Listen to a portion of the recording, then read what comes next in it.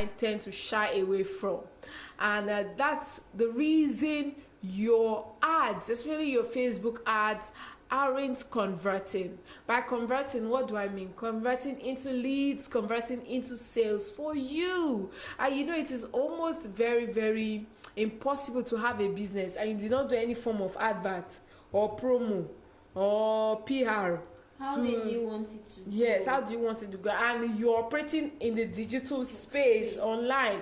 Exactly. So it is almost impossible that you will not do any of these things and you expect to make sales. However, if you've taken that initiative, you've taken that bold step to do something, to do that Facebook ad, there are certain things that you may be doing wrongly that may be stunting the growth of your business, or maybe hindering the reason that particular ad is not turning into leads or sales for you.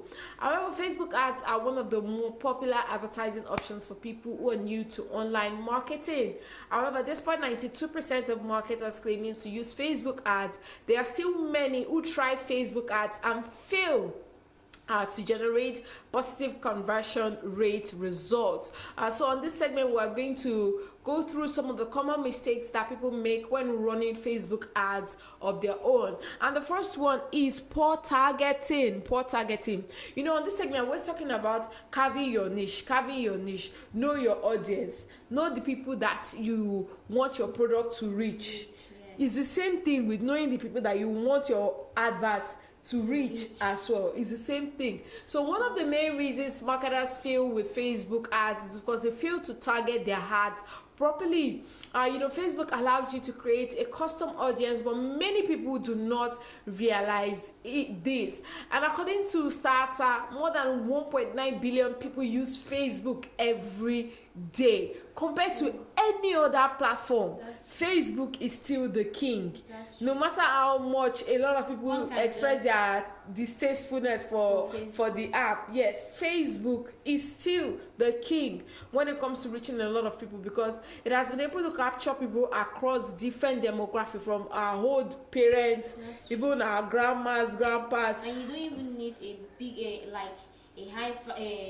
iPad or any big phone. There are some small phones that you can access Facebook with. Very, very easy. So it's pretty hard to say that your ads aren't working because your target market is still hanging out on the side. However, the main advantage of Facebook ads is that they provide you with the ability to target your ads. So they are shown to a very precise audience who will be curious about your offer and click ideally to a specified landing page. That is the beauty about Facebook ads. Yes, a buyer's persona will map out a plan or an avatar based on the traits, characteristics, and demographics of your audience. Yes.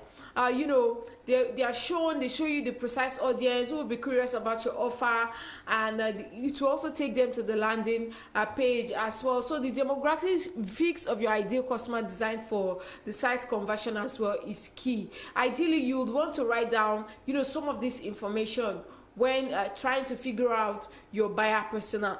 The first one, age and gender, is key. Location is key as well. Who and what influences them, language, interest, and hobbies. One of the things you see on Facebook, they ask you, what are your interests? What are your hobbies? So those things will help you, know how to target your audience persona or target your adverts as well. So if you take a very good look at targeting options provided to you by Facebook, so choosing the right bidding option and the right bidding amount.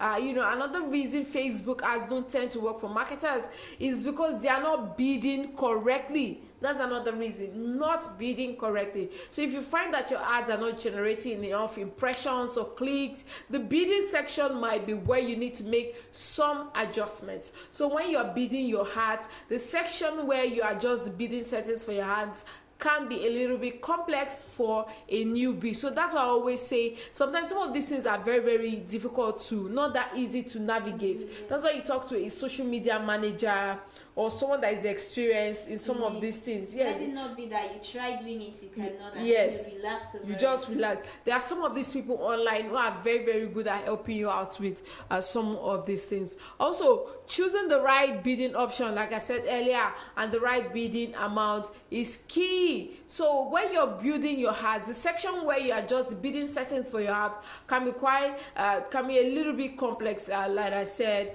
earlier. Also, create click-worthy ads. Click-worthy ads is the same, like I always say on this segment, getting great content that will make people look at your page, content that will impress them. So if you've taken care of issues discussed already, but your ad still looks like they need fixing, you might want to take a good look at adjusting the way your ads look. There's some that are not so appealing, and you'll be like, okay, what was this person thinking?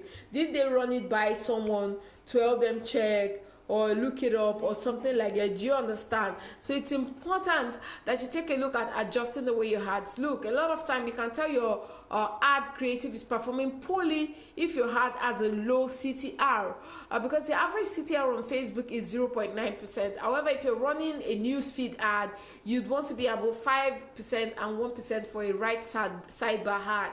Sometimes you can make your ad more click-worthy by placing a call to action within the image. I always talk about call to action. What is call to action? You spend so much time, you've created that ad, you've introduced your products, you've told them about all the amazing things your products will do for them, but then you're forgetting that last call to action, telling them to patronize. That's true. To buy.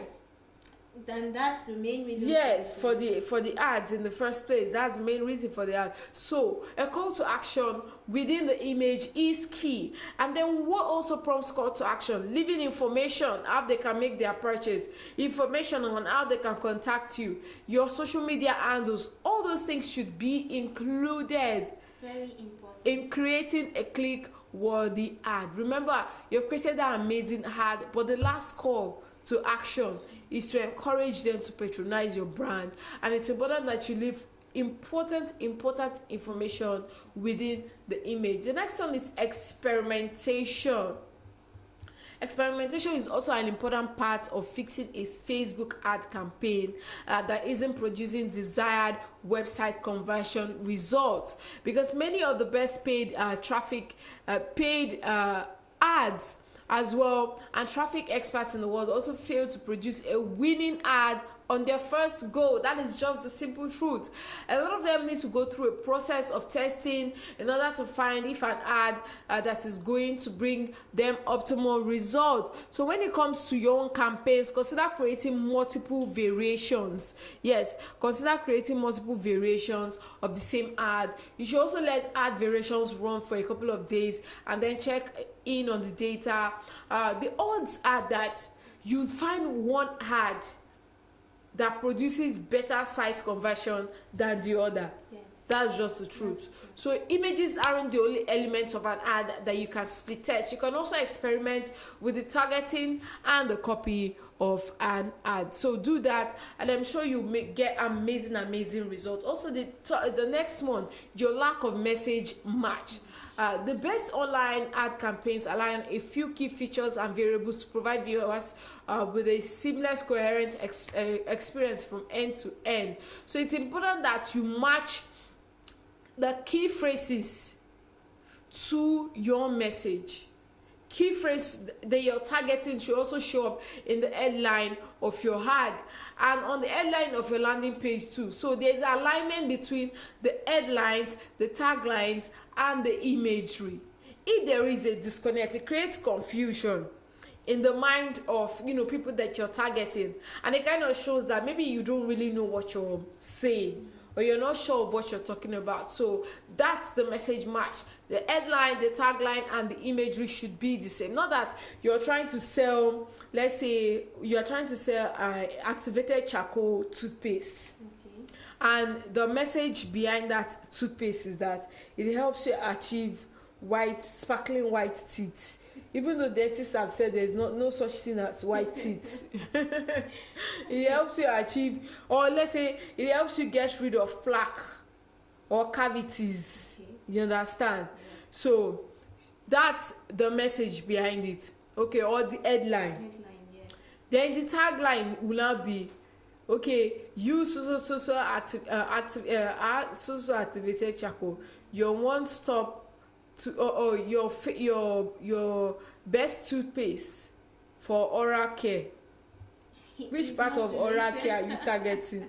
You understand? Yes. That's why you see some of these toothpaste brands, they have different products for different aspects. You see some for tooth sensitivity, some for plaque, some for mouth odor. Yes. Do you understand? Yes, You know that one will cover almost everything. Do you get? So your tagline should be in sync with the headline and the imagery. Not that you are marketing activated charcoal toothpaste, that it will help you with cavities. Yes.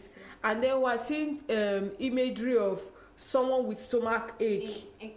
It does not, the information does not correlate at all. Yes, does not correlate. So headline, tagline and imagery needs to be in sync, so that makes up for a message match. So the lack of a message match also will make your ads not, communicate effectively, because I'm one of those people that when I see an ad, I try to analyze it. Okay, how does it, because ads have the ability or the power to influence buying behavior.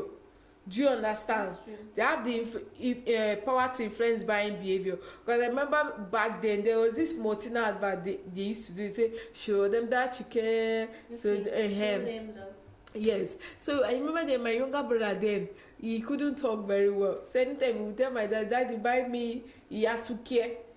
Do you understand? Yeah. So from as little as that age, his buying behavior has already been influenced just by seeing that advert. But seeing parents giving their children malt and all that, trying to market all the so-called nourishment that they claim is in malt. So the words being used in your copy and the things depicted in your images should be aligned to the specific personal pain points or preferences as well. There shouldn't be a disconnect. So that wraps up the online business segment for today. Next, we'll take some Monday motivational quotes. It's still your number one business radio. Hey, gotta celebrate. If your man look good, but I'm away. If you can sweat the weave out, you shouldn't even be out.